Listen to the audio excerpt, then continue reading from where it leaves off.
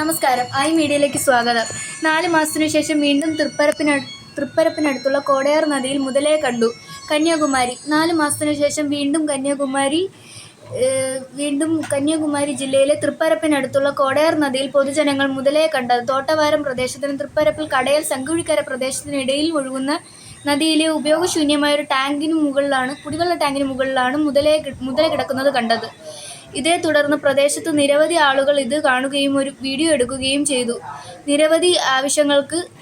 വിവിധ ആവശ്യങ്ങൾക്കുമായി എത്തുന്ന നദിയിലാണ് മുതല കിടക്കുന്നത് തന്നെ കണ്ടത്.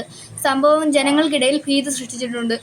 സംഭവം വിളവൻകോട് MLA തറക്കൈ കൽബത്ത് സ്ഥലത്തെത്തി വനംവകുപ്പ് ഉദ്യോഗസ്ഥരോട് മുതലയെ പിടികൂടാനുള്ള നടപടിയെടുക്കാൻ ആവശ്യപ്പെട്ടു. അതിനാൽ ജില്ലാ വനംവകുപ്പ് ഓഫീസർ നേരിട്ട് സ്ഥലം പരിശോധിക്കുകയും മുതലയെ പിടിക്കാൻ വിവിധ നടപടികൾ സ്വീകരിക്കുകയും ചെയ്തു. ഫെബ്രുവരിയിൽ മുതലയെ പിടിക്കാൻ ഒരു കൂട് സ്ഥാപിച്ചു. വനംവകുപ്പിന് ഓരോ സ്ഥലത്ത് വേലി സ്ഥാപിച്ച് നിരീക്ഷണ പ്രവർത്തനങ്ങൾ ഏർപ്പെട്ടു. പൊതുജനങ്ങൾ പ്രദേശത്തേക്ക് പ്രവേശിക്കുന്നത് വിലക്കി. കുറച്ചു ദിവസങ്ങൾക്കു ശേഷം മുതല കൂട്ടിൽ പിടിക്കപ്പെട്ടില്ല. വനംവകുപ്പിന്റെ കണ്ണിൽ പെടാത്തതിനാൽ അവർ നിരീക്ഷണ പ്രവർത്തനം നിർത്തി കൂട് അതേപടി ഉപേക്ഷിച്ചു. ഈ സാഹചര്യത്തിൽ 4 മാസങ്ങൾക്ക് ശേഷം കഴിഞ്ഞ ആഴ്ച അതേ പ്രദേശത്ത് കൂടിനു സമീപമുള്ള ഒരു കിണറ്റിൽ വീണ്ടും മുതലയെ കണ്ടത്.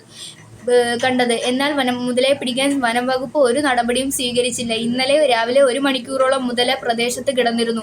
ആളുകൾ അതിന്റെ ഫോട്ടോ എടുത്ത് പോസ്റ്റ് ചെയ്തിട്ടുണ്ട്. ഈ സംഭവം വീണ്ടും ഈ പ്രദേശത്ത് കോളിളക്കം സൃഷ്ടിച്ചിട്ടുണ്ട്. വാർത്തകൾ വായിക്കുന്ന നിരഞ്ജന.